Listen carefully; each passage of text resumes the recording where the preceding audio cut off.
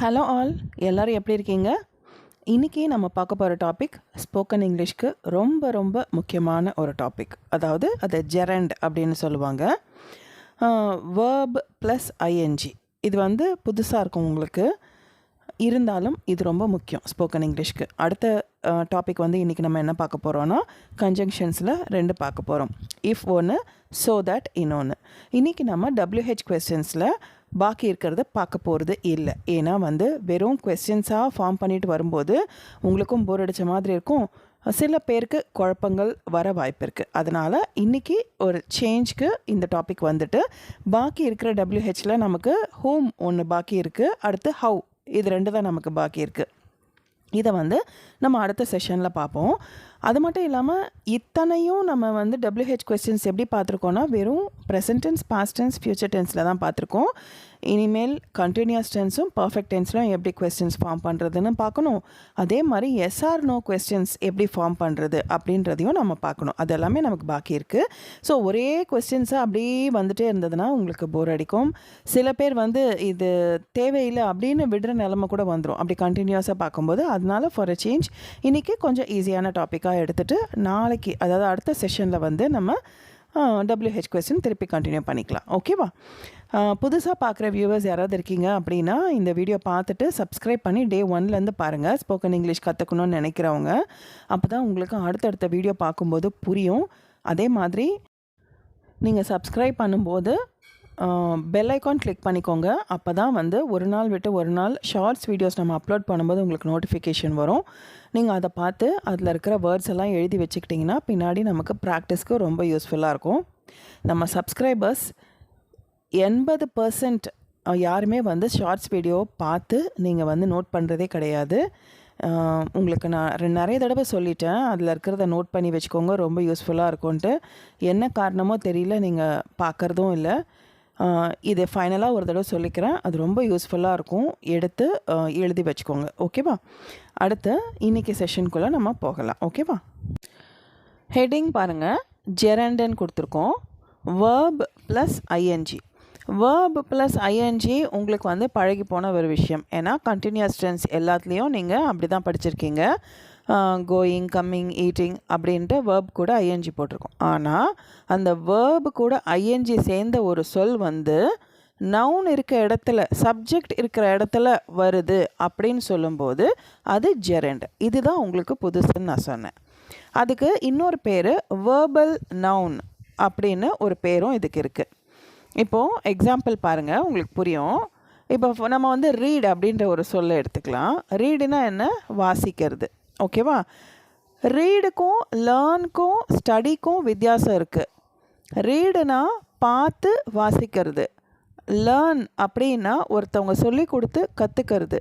Study அப்படின்னா நம்மளே படிச்சுக்கிறது. அவ்வளோதான். இந்த மாதிரி இங்கிலீஷில் நிறைய வித்தியாசம் இருக்கிற வேர்ட்ஸ் இருக்குது. ஆனால் கிட்டத்தட்ட பார்க்கும்போது எல்லாமே ஒரே மாதிரி தான் இருக்கும். ரீட்னா என்ன? படிக்கிறது தானே அப்படின்னு கிடையாது. ரீட்னா வாசிக்கிறது, லேர்ன்னா கற்றுக்கிறது. அந்த மாதிரி டிஃப்ரென்ஷியேட் பண்ணி இந்த மாதிரி வேர்டிங்ஸ் தான் நான் ஷார்ட்ஸில் போடுறது. உங்களுக்கு புரியணும், நீங்கள் அப்பப்போ அதெல்லாம் எழுதி வச்சுக்கிட்டிங்கன்னா ஸ்போக்கனுக்கு பின்னாடி யூஸ் ஆகும் அப்படின்றதெல்லாம் தான் நான் அதில் கொடுத்துட்ருக்கேன். இப்போ நான் அதில் கொடுத்துட்ருக்கிறது ஹோமோஃபோன்ஸுன்னு நேற்று கூட கொடுத்தேன். ஒரே சவுண்ட் இருக்கும், ஆனால் ஸ்பெல்லிங் வேறு இருக்கும். அதுக்கு முந்தின செஷனில் நான் ஹோமோனிம்ஸ் கொடுத்தேன். அப்படின்னா என்னென்னா ஒரே ஸ்பெல்லிங் இருக்கும், ஆனால் வேறு வேறு அர்த்தம் இருக்கும். இந்த மாதிரி விஷயங்கள் தான் அதில் கொடுத்துக்கிட்டு வரேன். அதனால தான் திருப்பி திருப்பி சொல்கிறேன், அதை பார்த்து நோட் பண்ணி வச்சுக்கோங்க அப்படின்ட்டு. ஓகே, இப்போது இன்றைக்கி இது பார்க்கலாம். ரீட் ப்ளஸ் ஐஎன்ஜி நம்ம எக்ஸாம்பிளாக எடுத்திருக்கோம். இப்போது ஃபஸ்ட்டு சென்டென்ஸ் பாருங்கள். Dash is a boy, he is a boy, Rama is a boy அப்படின்னு போடலாம். இப்போது dash is a good boy, அது பாருங்கள், Rama is a good boy, he is a good boy அப்படின்னு போடலாம். ஸோ அவன் ஒரு பையன் அப்படின்னு இருக்கலாம், ராமா ஒரு பையன் அப்படின்னு யாராவது பேர் கொடுத்து சொல்லலாம். ராமா ஒரு நல்ல பையன் அப்படின்னு சொல்லலாம். இங்கே எல்லாமே ராமா என்ன நவுனாக வருது, சப்ஜெக்டாக வருது, அதை பற்றி தான் பேசுகிறோம் அப்படின்னும் போது அது நவுன் சப்ஜெக்டாக வருது. ஓகேவா? இப்போது அதே மைண்டில் வச்சுட்டு அடுத்த எக்ஸாம்பிள் பாருங்கள். Dash is a habit. இப்போ பாய்க்கு பதிலாக ஹேபிட் போடுறோம். அப்போது டேஷ் ஒரு பழக்கம், இது ஒரு பழக்கம். அப்போது dash is a good habit, இது நல்ல பழக்கம் அப்படின்னு சொல்கிறோம். அப்போது ராமாவுக்கு பதிலாக நீங்கள் வந்து ரீடிங் அப்படின்னு ஒரு சொல்ல போடுறீங்க. அதாவது ரீடு வேர்ப், அது கூட ஒரு ஐஎன்ஜி சேர்த்து அந்த ரீடிங்கிறது ஒரு சொல்லாக்கி அந்த ஒரு சொல்ல நவுன் இருக்க இடத்துல வைக்கிறீங்க. அதுக்கு பேர் தான் ஜெரண்ட். இப்போ பாருங்கள், டேஷ் இஸ் எ ஹேபிட், இது ஒரு பழக்கம். எது? ரீடிங், வாசிக்கிறது ஒரு பழக்கம். Reading is a good habit, மேலே எப்படி குட் பாய் இருக்கோ அதே மாதிரி குட் ஹேபிட் அப்படின்னும் போது வாசிக்கிறது ஒரு நல்ல பழக்கம் அப்படின்னு சொல்கிறது. இப்போது எந்த ஒரு வேர்பு ப்ளஸ் ஐஎன்ஜி சொல்ல ஒரு நவுன் இருக்க இடத்துல, ஒரு சப்ஜெக்ட் இருக்கிற இடத்துல வச்சு ஒரு சென்டென்ஸ் வருதோ அந்த சொல்லுக்கு பேர் தான் ஜெரண்ட். ஓகே, புரியுதா? இப்போது ரன்னிங் எடுத்துக்கோங்க. ரன் வந்து வேர்பு, அது கூட ஐஎன்ஜி சேர்க்குறோம். Running is an exercise. அங்கே என் மிஸ் ஆயிருக்கு, ஆன் போட்டுக்கோங்க. ஏன்னா ஏஇஐஓயு சவுண்டில் ஏ அப்படின்ற உயிரெழுத்து சவுண்ட் வர்றதுனால நம்ம இங்கே ஆன் போடணும். So running is an exercise. ஓடுவது ஒரு உடற்பயிற்சி. எக்ஸசைஸ்னால் உடற்பயிற்சி, ஆன் போடுறோம், அதனால ஒரு. ஓகே, அடுத்தது பாருங்கள், running is a good exercise. எப்படி குட் பாய் போடுறதுக்கு ராமா போடுறோமோ, குட் ஹேபிட் போடுறதுக்கு ரீடிங் போடுறோமோ, குட் எக்ஸசைஸ் அப்படின்றதுக்கு ரன்னிங் போடுறோம். ஓடுவது ஒரு நல்ல உடற்பயிற்சி. அப்போது ஒரு பர்சனோ ஒரு பிளேஸோ ஒரு திங்கோ அதுதான் நம்ம நவுனுன்னு படிச்சிருக்கோம், ஒரு அனிமல், பேர்டு அந்த மாதிரி. ஆனால் இப்படி ஒரு வேர்பும் அது கூட ஒரு ஐஎன்ஜியும் சேர்ந்து ஒரு நவுனாக வருது அப்படின்னும் போது அது gerund. Running is an exercise. Running is a good exercise. இப்போ புரியுதா? இன்னும் கொஞ்சம் எக்ஸாம்பிள்ஸ் நம்ம பார்க்கலாம். ஏன்னா இன்றைக்கி கொஞ்சம் எக்ஸாம்பிள் நிறைய தான் கொடுத்துருக்கேன். ஏன்னா இது ரொம்ப அடிக்கடி நம்ம ஸ்போக்கனில் யூஸ் பண்ணக்கூடிய ஒரு டாபிக். ஓகேவா? இன்னும் உங்களுக்கு கொஞ்சம் தெளிவாக புரியணும் அப்படின்னா, இப்போ ரன்னிங் எடுத்துக்கோங்களேன். ஹீ இஸ் ரன்னிங் அப்படின்னு நம்ம ப்ரெசன்ட் கண்டினியூஸ் டென்ஸில் படிச்சிருக்கோம் இல்லையா? ஐஎன்ஜி சேர்த்து ஒரு வேர்ப் போடுறோம், அதுக்கு முன்னாடி ஒரு பி வேர்ப் வரணும். ப்ரெசன்ட் டென்ஸாக இருந்தால் இஸ் போடணும், தேர்ட் பர்சன் சிங்குலர் அப்படின்னு நிறைய ரூல்ஸ் படித்தோம். ஸோ ஹீ இஸ் ரன்னிங் அப்படின்னா அவன் ஓடிக்கொண்டு இருக்கிறான். ஸோ ஓடிக்கொண்டு இருக்கிறது. இப்போ இட் இஸ் ரன்னிங்னா ஓடிக்கொண்டு இருக்கிறது அந்த மாதிரி இருக்கு இல்லையா? இப்போ அதே இங்கே பாருங்கள், running is a good practice. அப்போது ஓடிக்கொண்டு இருக்கிறது, ரன்னிங் இஸ் அப்படின்னும் போது ஓடிக்கொண்டு இருக்கிற ஒரு விஷயம். ஸோ அதை வந்து கன்வெர்ட் பண்ணிக்கோங்க. ஓடுவது, நீந்துவது, நடப்பது அப்படின்ற மாதிரி நீங்கள் கன்வெர்ட் பண்ணி புரிஞ்சுக்கோங்க. ஸோ ஓடுவது ஒரு நல்ல பயிற்சி. Running is a good practice. புரியுதா? அடுத்தது பாருங்கள், dash is a bad habit. இப்போ இங்கே நவுன் வந்து Rama is a bad habit போட முடியாது, animal is a bad habit போட முடியாது. ஸோ அங்கே ஏதோ ஒரு ஜெரண்ட் வரணும் அப்படின்றத நீங்களே யூகிச்சிடலாம். ஓகே, அப்போது smoking is a bad habit, drinking is a bad habit. Okay, beating is a bad habit. அடுத்தவங்கள அடிச்சுட்டே இருக்கிறது ஒரு கெட்ட பழக்கம், மது அருந்துவது கெட்ட பழக்கம். அந்த மாதிரி எதுனாலுமே ஒரு வேர்பு கூட ஒரு ஐஎன்ஜி. அப்போது smoking is a bad habit, புகைப்பிடிப்பது ஒரு கெட்ட பழக்கம்.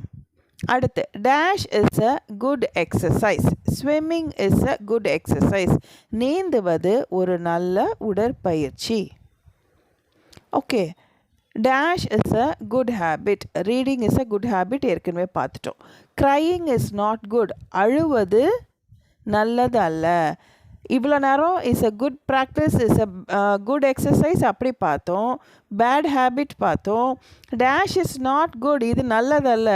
அதில் நம்ம நவுன் என்ன போட முடியும்?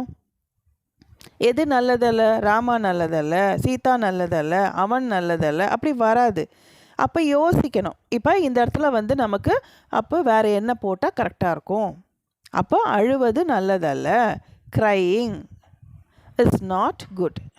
ஓகே, போக போக நம்ம எக்ஸசைஸ் பண்ண பண்ண பண்ண புரிஞ்சிடும். ஓகே, அடுத்தது பாருங்கள், இப்போ smoking is a bad habit பார்த்தோம். வெறும் அந்த நவுன் வந்து ஸ்மோக்கிங் அப்படின்னும் வரலாம், இல்லை அது கூட வேற ஒரு சொல் சேர்த்தும் வரலாம். Smoking cigarette is a bad habit. Cigarette பிடிப்பது கெட்ட பழக்கம். ஓகே, இப்போ reading is a good habit பார்த்தோம். Reading newspaper is a good habit. இங்கே கூட நீங்கள் பார்க்கலாம், newspaper is a good ஹேபிட்னு எடுங்களேன். இப்போ நியூஸ் பேப்பர் வந்து நவுன்னு தெரியும், ஏன்னா அது ஒரு திங் இல்லையா. சிகரெட் வந்து ஒரு திங், ஒரு பொருள். அப்போ இது ரெண்டுமே வந்து நம்ம நவுனு. ஆனால் அந்த நவுனு சேர்ந்து ஒரு சென்டென்ஸ்க்கு அர்த்தம் கொடுக்குதா அப்படின்னு பாருங்கள். Cigarette is a bad habit. Cigarette கெட்ட பழக்கம், சிகரெட் பிடிக்கிறது கெட்ட பழக்கம் அப்படின்னு அந்த ஒரு சொல் சேர்ந்தால் மட்டும்தான் நமக்கு அர்த்தம் வரும். புரியுதுங்களா? அப்போது smoking cigarette is a bad habit. Reading newspaper is a good habit. Newspaper ஒரு நல்ல பழக்கம் அப்படின்னு நம்ம சொல்ல மாட்டோம். நியூஸ் பேப்பர் வாசிப்பது நல்ல பழக்கம் அப்படின்னும் போது நம்ம அதுக்கு முன்னாடி ஜெரண்ட் போட வேண்டிய சூழ்நிலைக்கு வந்துட்டோம் அப்படின்னு சென்டென்ஸ் படிக்கும்போதே நமக்கு புரிஞ்சிடும். ஓகே, அடுத்து crying allowed is not good. சத்தமாக அழுவது நல்லதல்ல. அலவுடுனா சத்தமாக. க்ரையிங், நான் ஏன் அதே சென்டென்ஸ் கொடுத்துருக்கேன்னா, வெறும் ஜெரண்ட் போட்டு அப்படியும் சென்டென்ஸ் வரும், அந்த ஜெரண்ட் கூட வேற ஒரு சொல் சேர்ந்தும் சென்டென்ஸ் வரும். ஆனால் அது அந்த இடத்துல வந்து வேர்பல் நவுனை ஆக்ட் பண்ணாதான் அந்த சென்டென்ஸ் ஃபுல்ஃபில் ஆகும், முழுமையடையும் அப்படின்றதான் உங்களுக்கு சொல்கிறதுக்கு வரேன். Playing chess is good. Chess is good. ஆனால் செஸ்ஸை என்ன பண்ணணும் அப்படின்றத நம்ம சொல்லணும். அப்போ அங்கே ஒரு ஜெரண்ட் போடணும். Playing chess is good. Chess விளையாடுவது நல்லது. இப்போது dash too much is not good. இங்கே ஏதாவது நவுன் போட முடியுமா பாருங்கள். Rama, Sita, dog, cat, bird, cricket bat, ஏதாச்சும் ஒன்று போட முடியுதாங்க? இப்போ ஒரு பால் எடுத்துக்கோங்களேன். Ball too much is not good. ஒரு திங்க் போட்டால் ஆன்சர் வரல. ஒரு அனிமல் போடுங்க, crocodile too much is not good, அதுவும் அர்த்தம் வரல. அப்போது இந்த இடத்துல ஒரு ஜெரண்ட் வரணும் அப்படின்னு நம்ம புரிஞ்சிக்கணும். So talking too much is not good. அதிகமாக பேசுவது நல்லதல்ல. Singing for a long time will affect the throat. நீண்ட நேரம் பாடுவது தொண்டையை பாதிக்கும். அப்போது dash for a long time. இப்போது standing for a long time will affect our legs. அதே மாதிரி singing for a long time will affect the throat. Okay, இப்போது அந்த சிங்கிங் எடுத்துகிட்டு ஏதாவது ஒரு நவுன் போட்டு உங்களால் பண்ண முடியுதா பாருங்கள். வேறு ஏதாவது நவுன் போட்டு பண்ண முடியாது. அப்போது நவுன் போட்டும் ஃபுல்ஃபில் ஆகலை அப்படின்னா உடனே ஒரு ஜெரண்ட் போட்டு அந்த சென்டென்ஸ் ஃபுல்ஃபில் ஆகுதா பாருங்கள்.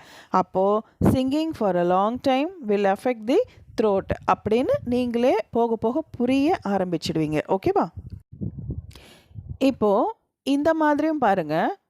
ஜெரண்ட் அப்படின்றது வேர்ப் ப்ளஸ் ஐஎன்ஜி வேர்பல் நவுன்னு புரிஞ்சுக்கிட்டோம். இப்போது ஆர்டர் கொடுக்குறாங்க, இல்லை வந்து இம்பேரேட்டிவ் சென்டென்ஸ்ன்னு சொல்லுவோம் நம்ம அதுக்கு.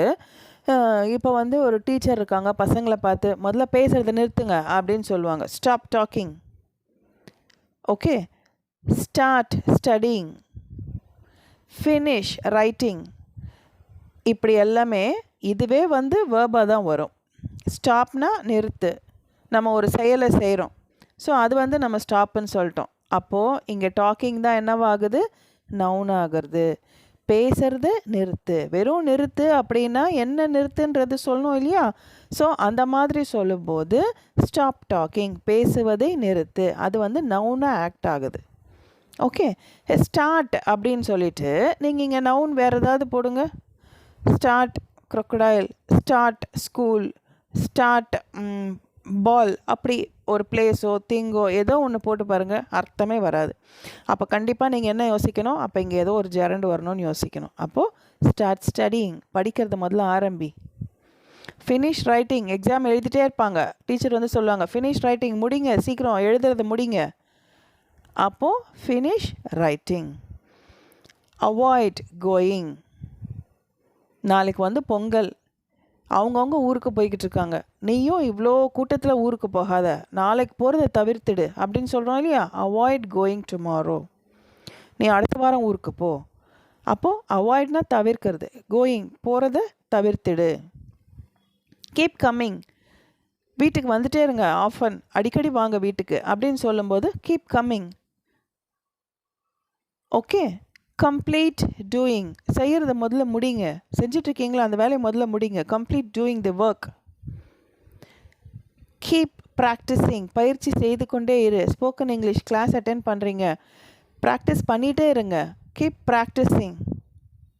ஸ்டாப் ரஷ்ஷிங், கூட்டத்தில் போய் முந்தி அடிக்கிறத நிறுத்துங்க, முதல்ல க்யூவில் போங்க.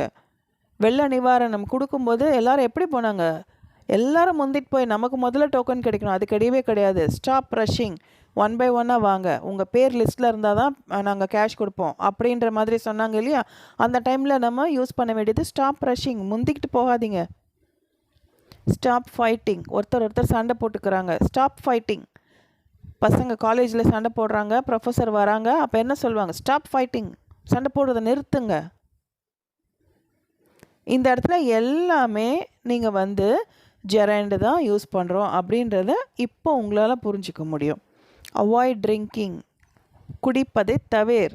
எதை, மது அருந்துவதை தவிர்த்திடுங்கள், அவாய்ட் பண்ணுங்க. கண்டினியூ ஈட்டிங், உண்பதை தொடர்ந்து சாப்பிட்டுட்டே இருங்க. நீங்கள் ஏந்துக்காதீங்க, நடுவில் எதுக்கு ஏந்துக்கிறீங்க, அவன் கூப்பிட்டா பரவாயில்ல. யூ கண்டினியூ ஈட்டிங், நீங்கள் சாப்பிட்றத கண்டினியூ பண்ணுங்கள், தொடர்ந்து செய்யுங்க. கண்டினியூ ஒர்க்கிங், வேலையை தொடர்ந்து செய்யுங்க, ஏன் நிப்பாட்டிட்டீங்க, உங்கள் முதலாளி வருவார், வந்துட்டுருக்கார், அது வரைக்கும் நீங்கள் செஞ்சுட்டே இருங்க, வேலையை தொடர்ந்து செய்யுங்க. புரியுதா நான் என்ன சொல்கிறேன்ட்டு. இந்த மாதிரி வேர்ப், ஒர்க்குன்றது verb, eat, drink, fight, rush, இது எல்லாமே வேர்ப். அது கூட ஐஎன்ஜி சேர்த்து நம்ம என்னவா சொல்லிகிட்ருக்கோம், இதை வேர்பல் நவுனாக சொல்லிகிட்ருக்கோம். ஏன்னா அதுக்கு முன்னாடி இருக்க வார்த்தை எல்லாமே வேர்ப் தான். நிறுத்துறது, அவாய்ட் பண்ணுறது, கண்டினியூ பண்ணுறது எல்லாமே வந்து அதுவும் நம்ம செய்கிற ஒரு வேலை தான். ஆனால் இதை வந்து எப்படி சொல்கிறோம், வேர்பல் நவுன் சேர்த்து ஜெரண்டாக நம்ம சொல்கிறோம். இந்த மாதிரி இருக்கிறது ரொம்ப யூஸ் ஆகும் நம்ம ஸ்போக்கன் இங்கிலீஷ்க்கு. ஓகேவா. நெக்ஸ்ட் பேஜ் பார்க்கலாம். இப்போது இந்த ஸ்டாப் டாக்கிங், ஸ்டார்ட் ஸ்டடிங் எல்லாம் சொன்னோம் இல்லையா, இது வந்து நம்ம ஆர்டர் கொடுக்குற மாதிரி சொல்கிறோம். ஆனால் அது கூட மீதி சொற்கள் சேர்த்தும் வரலாம். எப்படின்னா, stop talking from now onwards, இப்போலேருந்தே பேசுகிறத நிறுத்திடு, அப்போ தான் சண்டை குறையும். 2 பசங்க சண்டை போட்டுட்ருக்காங்க, அம்மா ரூமுக்கு வராங்க, 2 பேரும் சண்டை போடுறத நிறுத்துங்க, பேசுகிறத குறைங்க, பேசுகிறத நிறுத்துங்க, இப்போலேருந்தே பேச்சு நிறுத்துங்க, அப்போ தான் சண்டை பெருசாகாது, அப்படியெல்லாம் சொல்கிறோம் இல்லையா, அதுதான். ஸோ இதோட கண்டினியூஷன் சொற்கள் வந்தும் நமக்கு அது வந்து ஜெரண்டாக யூஸ் பண்ணிக்கலாம் அப்படின்ற எக்ஸாம்பிள் தான் இது. இப்போ ஸ்டார்ட் ஸ்டடியிங், படிக்க ஆரம்பிங்க, ஃப்ரம் டுடே இட் செல்ஃப், இன்னையிலேருந்தே படிக்க ஆரம்பிங்க, அப்போ தான் மார்க் நிறைய எடுக்க முடியும். ஃபினிஷ் ரைட்டிங் இம்மீடியட்லி, டைம் முடிஞ்சு போச்சு, எக்ஸாம் ஹாலில் சொல்கிறாங்க டீச்சர், டைம் முடிஞ்சு போச்சு, ஃபினிஷ் ரைட்டிங் இம்மீடியட்லி, உடனே நிறுத்துங்க. புரியுதா. ஸோ இந்த கடைசியில் தான் வரும்ன்றது இல்லை, ஆர்டர்ஸ் கொடுக்கும்போது இப்படி சென்டர்லேயும் அந்த வார்த்தைங்க வந்து ஜெரண்ட் வந்து அதுக்கப்புறமும் வேர்ட்ஸ் இருக்கலாம் அப்படின்றதான் இப்போ உங்களுக்கு புரிய வச்சிட்ருக்கேன். அவாய்ட் கோயிங், போவதை தவிர்த்திடுங்க. டெய்லி, தினம் அந்த பையன் வீட்டுக்கு போறியே, உனக்கு கொஞ்சமே தோணவே இல்லையா எதுவுமே அப்படின்னு அம்மாங்கெல்லாம் திட்டுவாங்க. தினம் அவங்க வீட்டுக்கு போறியே, அதை தவிர்க்க வேண்டியதானே அப்படின்னும் போது அவாய்ட் கோயிங் டெய்லி அப்படி சொல்லுவாங்க. கீப் கம்மிங், எப்போவுமே வீட்டுக்கு வந்துட்டே இருங்க, வந்து போயிட்டுருங்க, அப்பப்போ வீட்டுக்கு வந்து போயிட்டுருங்க அப்படின்னு சொல்லுவாங்க. கீப் கம்மிங் ஆஃபன், ஆஃபன்னா அடிக்கடி, அப்பப்போ. ஓகே. அடுத்து complete doing, complete doing the work, வேலை செய்கிறத முதல்ல முடிங்க, கம்ப்ளீட் பண்ணுங்க, அப்போ தான் சேலரி கொடுப்பேன். ஈவினிங் வந்து ஒரு மேஸ்திரிக்கிட்ட வேலை செய்கிறாங்கன்னா அன்றைக்கி வேலை அவங்க முடித்தா தான் கூலி வாங்க முடியும் இல்லையா. So complete doing the work. Keep practising daily, தினமும் வந்து ப்ராக்டிஸ் பண்ணுங்கள், அப்போ தான் ஸ்போக்கன் இங்கிலீஷ் பேச பேச வரும், எழுத எழுத வரும், ப்ராக்டிஸ் பண்ண பண்ண வரும். Keep practising daily. Stop rushing to go first, முதல்ல போகிறதுக்காண்டி முந்தி அடிச்சுக்கிட்டு போகாதீங்க. Stop rushing to go first. Stop fighting with each other. ஒருத்தர் சண்டை போட்டுக்கிறத நிறுத்துங்க. ஈச் அதர் அப்படின்னா ஒருத்தருக்கு ஒருத்தர். நோட் பண்ணி வச்சுக்கோங்க. நான் இது வரைக்கும் சொல்லலை உங்களுக்கு, இப்போ தான் வந்திருக்கு. Avoid drinking. எதை ட்ரிங்க் பண்ணுறது நிறுத்தணும்? தண்ணி குடிக்கிறதா, பால் குடிக்கிறதா, காஃபி குடிக்கிறதா, அப்போல்லாம் இல்லை. ஆல்கஹால், மது அருந்துவதை தவிர்த்திடுங்க. Continue eating dates. நீ ரொம்ப அனீமிக்காக இருக்கப்பா, நீ பேரிச்சம்பழம் சாப்பிட்டுட்டே இரு. நான் ஏற்கனவே 10 நாள் சாப்பிட்டு சொன்னேனே, நீ சாப்பிட்டியான்னு ஒரு டாக்டர் கேட்குறாரு பேஷண்ட் கிட்ட. அவங்க சொல்கிறாங்க சாப்பிட்டுட்ருக்கேன். அதை அப்படியே கண்டினியூ பண்ணம்மா, இன்னமும் கண்டினியூ பண்ண அப்படின்னும் போது கண்டினியூ ஈட்டிங் டேட்ஸ். பேரிச்சம்பழம் சாப்பிட்றத கண்டினியூ பண்ணு. டேட்ஸ்னால் பேரிச்சம்பழம். அடுத்து கண்டினியூ ஒர்க்கிங் டில் டுமாரோ. இப்போ ஒரு ஸ்டாஃப் நர்ஸ் இருக்காங்க, ஹாஸ்பிட்டலில் ஒர்க் பண்ணுறாங்க. இன்றைக்கி ஷிஃப்ட் அவங்களுக்கு முடிஞ்சிருச்சு. ஆனால் நைட் ஷிஃப்ட்டுக்கு ஆள் இல்லை. நர்ஸ் திடீர்னு ஏதோ உடம்பு சரியில்லை, லீவ் போட்டாங்க. அப்போ அவங்கக்கிட்ட என்ன சொல்லுவாங்கன்னா, நாளைக்கு வரைக்கும் நீயே கண்டினியூ பண்ணுமா ஒர்க்கை அப்படின்னு சொல்லும்போது கண்டினியூ ஒர்க்கிங் டில் டுமாரோ. இந்த வேலையை வந்து கண்டினியூ பண்ணு நாளைக்கு வரைக்கும். புரியுதுங்களா? இப்போது ஆர்டர்ஸ் கொடுக்குற மாதிரி இல்லாமல் நம்ம சாதாரண சென்டென்சஸாக இன்னும் வேறு எப்படியெல்லாம் வரலாம் அப்படின்றதுக்கு எக்ஸாம்பிள்ஸ் கொடுத்துருக்கேன். பாருங்கள், இது ரொம்ப முக்கியன்றதுனால தான் நான் திருப்பி இத்தனை எக்ஸாம்பிள் கொடுத்துருக்கேன். இப்போது I have finished homework அப்படின்னு நம்ம ஏற்கனவே படிச்சிருக்கோம். Present perfect tense. என்ன அர்த்தம்? நான் வீட்டு பாடம் முடித்து இருக்கிறேன். முடித்தேன்னா அது past tense. I finished homework. ஆனால் I have finished homework அப்படின்னா ப்ரெசன்ட் பர்ஃபெக்ட், பாஸ்டில் ஆரம்பித்து இன்னும் அதோட கண்டினியூஷன் இருக்குது. ஏன்னா வந்து ஹோம் ஒர்க் முடிச்சிட்டாங்க, கரெக்ஷன் பண்ணலாம், இல்லை வேறு சப்ஜெக்ட் ஹோம் ஒர்க் ஸ்டார்ட் பண்ணலாம். ஸோ ஏதோ ஒன்று ப்ரெசண்ட்டில் லிங்க் ஆகிருக்கு. அதனால இது வந்து present perfect tense. So I have finished homework. நான் வீட்டு பாடம் முடித்து இருக்கிறேன். He has finished dinner. அவன் இரவு உணவு முடித்திருக்கிறான். அவன் இரவு உணவு சாப்பிட்ருக்கான். ஓகே, இப்போது இந்த ஹோம் ஒர்க், டின்னர் இதெல்லாம் போட்டு நம்ம பர்ஃபெக்ட் டென்ஸ் பார்த்துட்டோம். ஆனால் இந்த ஜெரண்டில் போடும்போது எப்படி வரும் அப்படின்னு பாருங்கள். I have finished writing. நான் எழுதி முடித்து இருக்கிறேன். புரியுதா? நான் எழுதுறத முடிச்சிட்டேன், எழுதுகிற வேலையை முடிச்சிட்டேன். He has finished eating. அவன் சாப்பிட்றத முடிச்சிட்டான். இவ்வளோ சீக்கிரம் முடிச்சிட்டான்ப்பா, அவன் சாப்பாட்டு வேலையை இன்றைக்கி சீக்கிரம் முடிச்சிட்டான், அவன் போய் படுக்க போகிறான் அப்படின்னு சொல்கிறோம் இல்லையா? ஸோ ஹி ஹாஸ் ஃபினிஷ்ட் ஈட்டிங்ப்பா, let him go to bed. அவன் வந்து படுக்கைக்கு போட்டோம், சாப்பிட்டுட்டான். He started working. அவன் வேலை செய்ய ஆரம்பிச்சிட்டான். ஹி ஸ்டார்டட், அது வேர்ப், நவுன் வந்துடுச்சு, வேர்பு வந்துடுச்சு, இன்னொன்று ஜெரண்ட் வருது, working. He started to work. அவன் வேலை செய்யறதுக்கு ஆரம்பிச்சிட்டான் அப்படின்னும் நம்ம போட்டிருக்கோம், டு ஒர்க் அப்படின்னும் போட்டிருக்கோம். அதே வந்து இப்படியும் போடலாம், ஹி ஸ்டார்டட் ஒர்க்கிங், ஜெரண்டாவும் போடலாம். ஓகே, அடுத்து he jumped out of the running train. அவன் ட்ரெயின்லேருந்து வெளியே குதிச்சிட்டான். பாஸ்ட் டென்ஸ், குதிச்சிட்டான். ஓகே, ஆனால் ஓடுற ட்ரெயின்லேருந்து குதிச்சானும் போது ரன்னிங் ட்ரெயின்லேருந்து கீழே குதிச்சிட்டான். அப்போது ரன்னிங் அங்கே வந்து ஜெரண்டா போடணும். ஐ லைக், நான் விரும்புகிறேன். எதை? ஹிஸ் கம்மிங், அவனுடைய வருகையை நான் விரும்புகிறேன். எனக்கு பிடிச்சிருக்கு அவன் இங்கே வர்றது. ஸோ அவன் வருவதை நான் விரும்புகிறேன். ஓகே, சாரி, கால்பந்து அதே சென்டென்ஸில் பக்கத்துலேயே வந்துடுச்சு, என்டர் கொடுக்கல போல். நீங்கள் கீழே அதை எடுத்து எழுதிக்கோங்க. I like playing football. கால்பந்து விளையாடுவதை நான் விரும்புகிறேன். நான் விரும்புகிறேன். ஐ லைக் எதை? Playing football. ஃபுட்பால் விளையாடுவதை நான் விரும்புகிறேன்.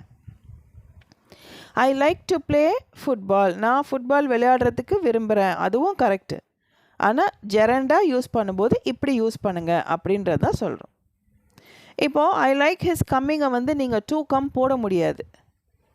அவனுடைய வருகை எனக்கு பிடிச்சிருக்கு அப்படின்னா அவனுடையனும்போது ஹிஸ் போட்டுட்டு டு அப்படின்னு போட முடியாது. ஸோ ஹிஸ் கம்மிங், அந்த இடத்துல ஜெரண்ட் தான் யூஸ் பண்ண முடியும்.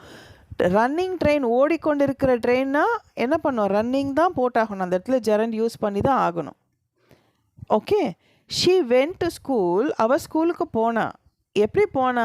அழுதுகிட்டே போனா அப்படின்னும் போது அந்த க்ரையிங் அப்படின்றது ஜெரண்ட் யூஸ் பண்ணி தான் ஆகணும்.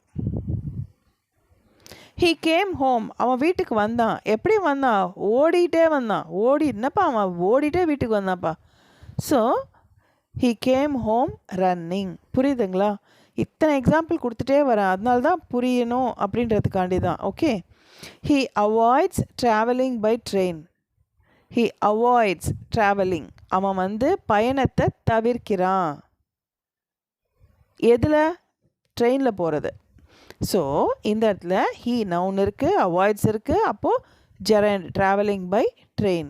அவன் ரயிலில் பயணம் செய்வதை தவிர்க்கிறான். ஓகே, இது புரிஞ்சுதா அப்படின்னு மட்டும் கமெண்ட் செக்ஷனில் ஒரு எஸ் போடுங்க. எஸ் மட்டும் போடுங்க. ஏபிசிடி பிக்யூஆர்எஸ் இருக்குல்ல, அந்த எஸ் மட்டும் போடுங்க புரிஞ்சுதான்ட்டு. ஏன்னா இது ரொம்ப முக்கியமான டாபிக். ஓகே, இவ்வளோ நேரம் perfect tense, past tense, present tense எல்லாத்துலேயும் பார்த்தோம்.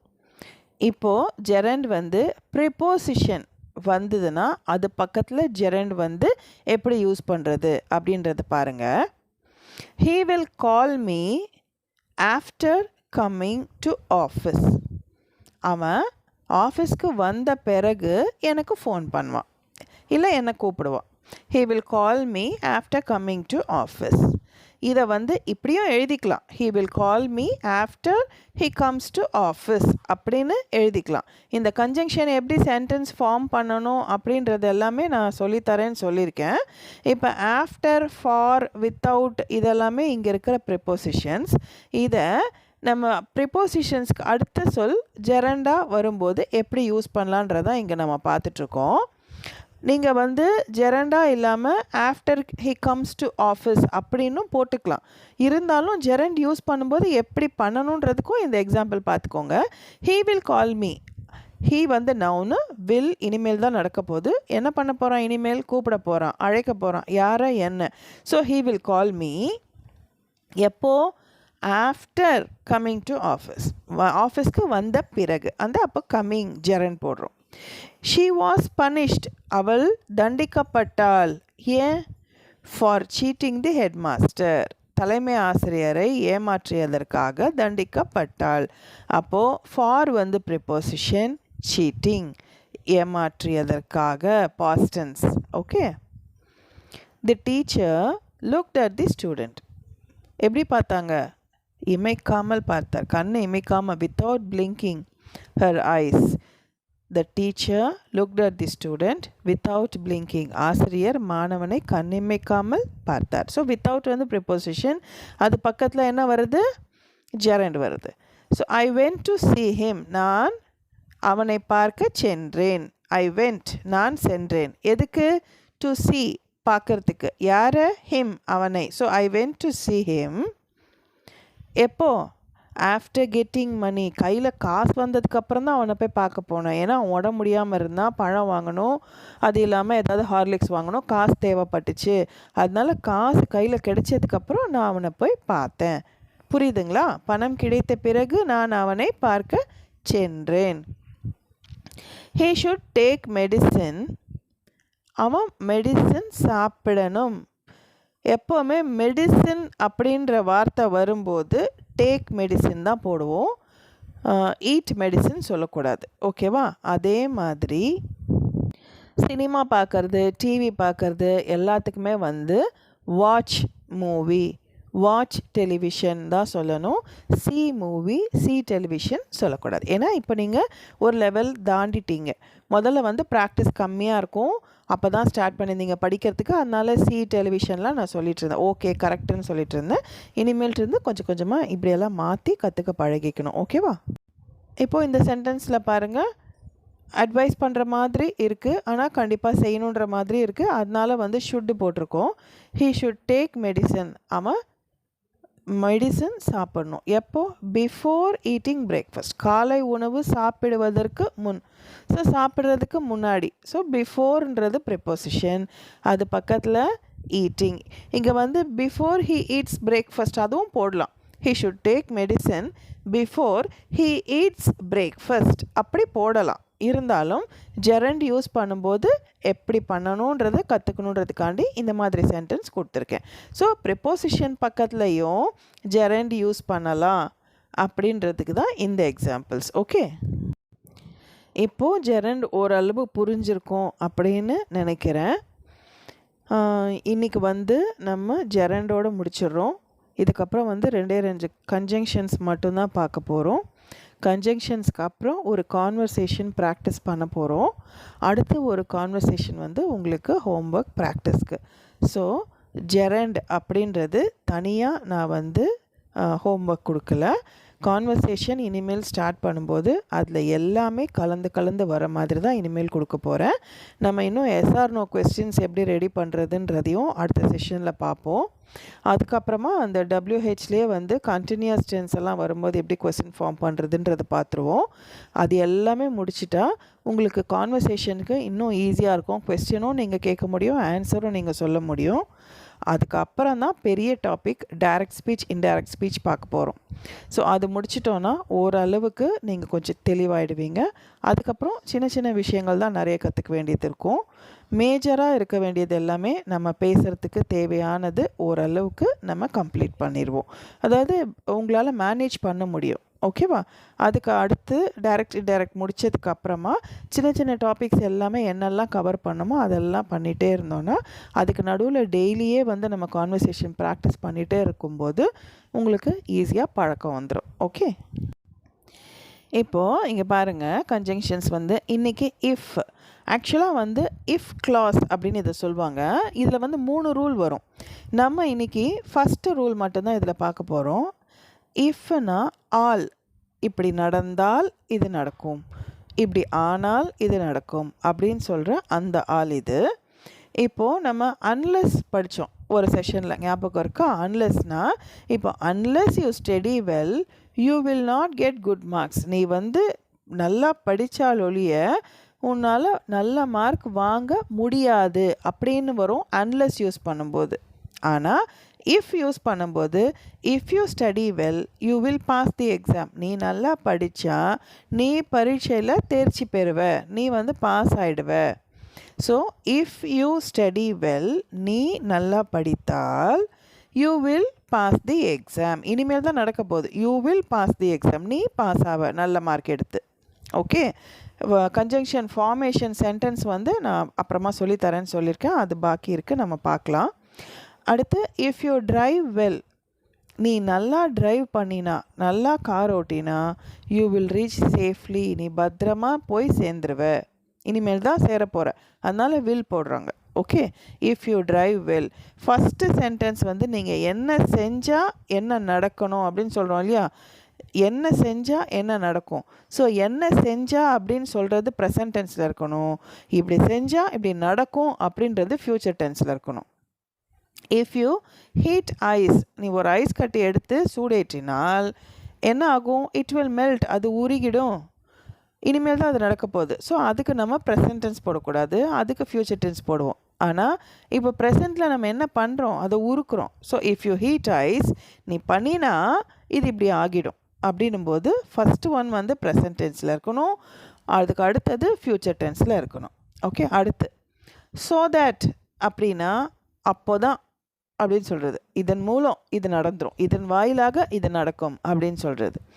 ஹீ இஸ் வாக்கிங் ஃபாஸ்ட், அவன் வேகமாக நடந்து போயிட்டே இருக்கான். So that he can catch the bus, அப்போ தான் அவன் பஸ்ஸை பிடிக்க முடியும்.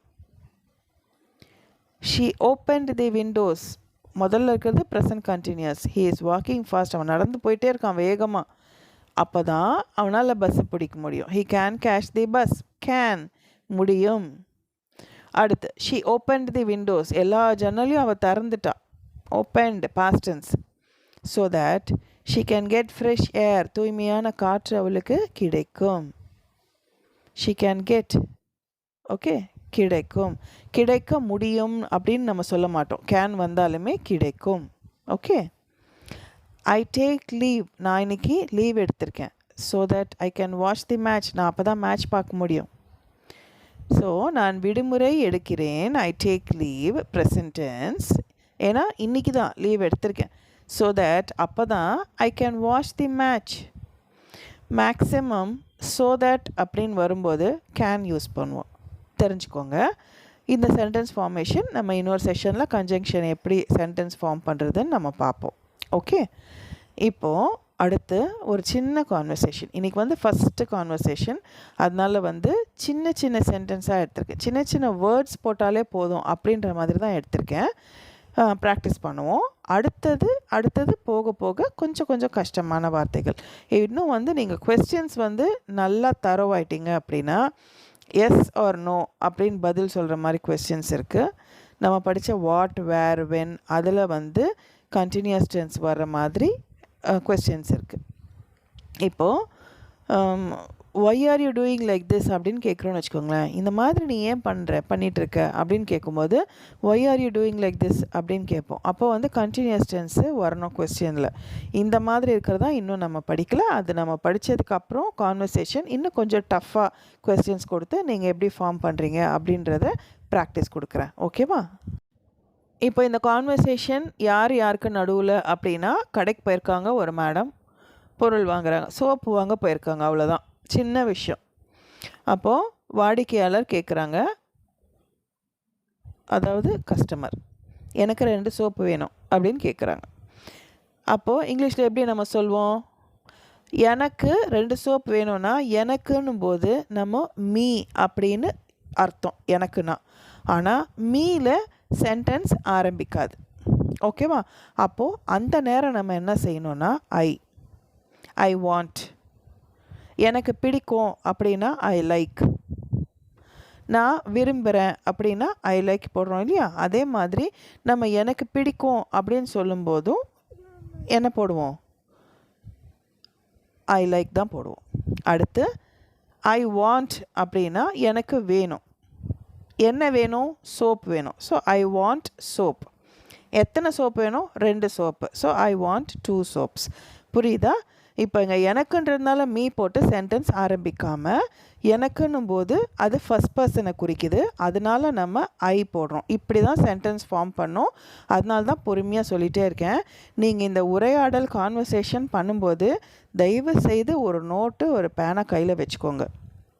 ஏன்னா நான் சொல்ல நீங்கள் அந்த சொல்ல எழுதும்போது எதை ஃபஸ்ட்டு எழுதுறீங்க, எதை செகண்ட் எழுதுறீங்க, எதை தேர்ட் எழுதுறீங்க அப்படின்னும்போது உங்களுக்கு புரியும். இப்போது நான் எனக்கு அப்படின்னும்போது மீ போடக்கூடாது அப்படின்னு ஒரு ஹைஃபன் போட்டு மீ, ஏன்னா நான் போர்டில் சொல்லித்தரலன்றதுனால நீங்கள் என்ன பண்ணுங்கள், இந்த மாதிரி நான் சொல்ல நோட்டில் எழுதிக்கோங்க. அட்லீஸ்ட் மற்றதுக்கெல்லாம் செய்யாட்டியும் இந்த கான்வர்சேஷன் ப்ராக்டிஸ்க்கு மட்டும் ஒரு நோட் புக் கையில் வச்சுட்டு உட்காருங்க. இப்போ எனக்குன்னும் போது மீ ஃபஸ்ட்டு ஸ்டார்ட் ஆகக்கூடாது அப்படின்றதுனால நம்ம என்ன போடுறோம்? ஃபஸ்ட் பர்சன் நம்ம தெரிஞ்சுக்கிட்டதுனால ஐ போடுறோம். வேணும் அப்படின்னா வாண்ட், தேவை. ஓகே, அப்போ வாண்ட் அதை எழுதிக்கோங்க. ஹிண்டில் வேண்டும்னு சொல்லும்போது வாண்ட் போடுறோம். So I want. என்ன தேவை அப்படின்றதுக்கு சோப். கேப் விட்டுட்டு சோப் எழுதுங்க. அப்புறம் கொஸ்டின் கேளுங்க, எத்தனை சோப்பு? 2. அப்போ அந்த 2வை முன்னாடி போடுங்க. சோப்ஸ் 2 அப்படின்னு போடக்கூடாது. 2 சோப் அப்படின்னும் போது 2 சோப்ஸ் அப்படின்னு போடணும். So I want 2 soaps. எது ஃபஸ்ட்டு போடணும், எது செகண்ட் போடணும் நீங்கள் தெரிஞ்சுக்கணுன்றதுக்காண்டி தான் திருப்பி இப்படி சொல்கிறேன். இப்போது அதுக்கு கடைக்காரர் ஆன்சர் பண்ணுறாரு. என்னென்னா சோப்புன்னு அவங்க மட்டையாக சொல்லிட்டாங்க. என்ன சோப்புன்னு இவர் கேட்குறாரு. அப்போது ஷாப்கீப்பர்னால் கடைக்காரர். ஓகே, விச் சோப் இல்லைனா விச் பிராண்ட், என்ன பிராண்டு சோப்பு வேணும் உங்களுக்கு, இல்லை விச் சோப். இப்போ நம்ம இதை ஃபுல்லாக எழுதணுன்னா எப்படி எழுதுவோம்? Which soap do you want, உங்களுக்கு தேவை. இப்போது விச் சோப், நம்ம விச் ஃபார்முலா நான் சொல்லி கொடுத்துருக்கேன் இல்லையா? அதை நீங்கள் நோட்டை திருப்பி பார்த்தீங்கன்னா நமக்கு முன்னாடி இருக்கவங்கக்கிட்ட யூ அப்படின்னு கேட்கும்போது அதுக்கு முன்னாடி டூ தான் போடுவோம். ஏன்னா அது ப்ரெசன்ட் டென்ஸில் நடக்குது. அந்த விஷயம் வந்து ப்ரெசன்ட் டென்ஸில் அந்த கடைக்காரர் கேட்குறாரு, நடக்கிற விஷயம், இப்போ நிகழ்கிற விஷயம். அதனால் யூக்கு முன்னாடி டூ போடுவோம். என்ன ஃபார்முலா பார்த்தோம்? WH கொஸ்டின்னு வேர்டு, அதை முதல்ல வச்சு போட்டுருவோம். அதுக்கப்புறம் ஹோம்ஒர்க்குன்னு நம்ம ஒன்று படித்தோம் சென்டென்ஸ், அதை ஞாபகம் வச்சுருந்தீங்கன்னா அதுக்கு பதிலாக இங்கே சோப்பு போடுவோம்.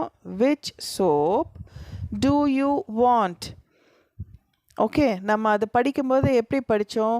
Which homework did you write, science or Tamil அப்படின்னு நம்ம படித்தோம். ஞாபகம் இருக்கா?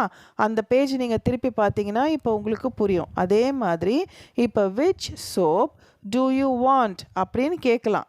ஆனால் கடைக்காரங்க ஃபுல்லாலாம் பேச மாட்டாங்க இல்லையா? ஸோ விச் சோப் அப்படின்னு அவங்க கேட்குறாங்கன்னு வச்சுக்கோங்க. விச் பிராண்ட், அவ்வளோதான், முடிஞ்சு போச்சு. இப்போ வாடிக்கையாளர் கஸ்டமர் என்ன சொல்கிறாங்கன்னா, ஹமாம் சோப். ஸோ ஹமாம், அந்த ஹமாம் சோப்பு பேர் அப்படியே எழுதிட்டோம் இங்கிலீஷில். அது இல்லைன்னா லைஃப் பாய் கொடுங்க அப்படின்னு அவங்க சொல்கிறாங்க. அப்போது அது இல்லைன்னா லைஃப் பாய் கொடுங்க அப்படின்றத நம்ம எப்படி எழுதணுன்றதை ட்ரான்ஸ்ஃபர் பண்ணுறேன் பாருங்கள். இஃப் இட் இஸ் நாட் தேர், அது இல்லைன்னா கிவ் மீ லைஃப் பாய். ஓகே, இப்போது இது எப்படி சென்டென்ஸ் ஃபார்ம் பண்ணுறதுன்னு கீழே காட்டியிருக்கேன் பாருங்கள்.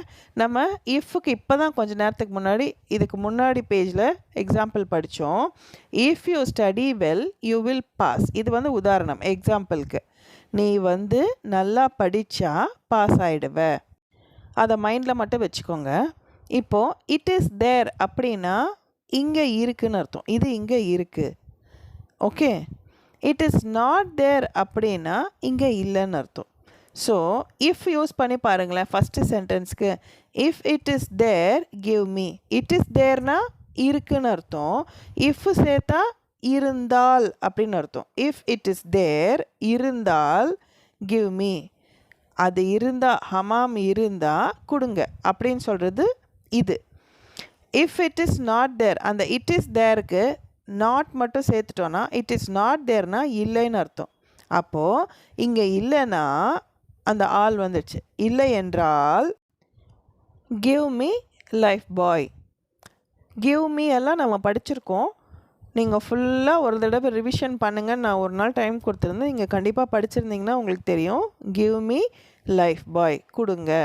ஓகே, இந்த கிவ் மீ லைஃப் பாய்ன்றது மேலே இருக்குது, கீழே லாஸ்ட் லைனில் அது இல்லை. நீங்கள் நோட் புக்கில் எழுதும்போது அதை சேர்த்து எழுதிக்கோங்க. ஓகேவா? இப்போ நான் சொன்னது இஃப் வந்து ஒரே தடவையில் புரியாது. திருப்பி ரெண்டாவது தடவை நீங்கள் இதை கேளுங்க. இந்த இந்த இந்த சென்டென்ஸ் மட்டும் திருப்பி ஒரு தடவை கேட்டு பாருங்கள், நான் இஃப் எப்படி சொல்லி கொடுத்தேன்ட்டு. செகண்ட் டைம் கேட்கும்போது தானாகவே புரிஞ்சிடும். இப்போது கடைக்காரர் வந்து சொல்கிறாரு ஹமாம் இருக்குது மேடம். அவங்க அது இல்லைன்னா லைஃப் பாய் கேட்குறாங்க. இவர் சொல்கிறாரு ஹமாம் இருக்குது.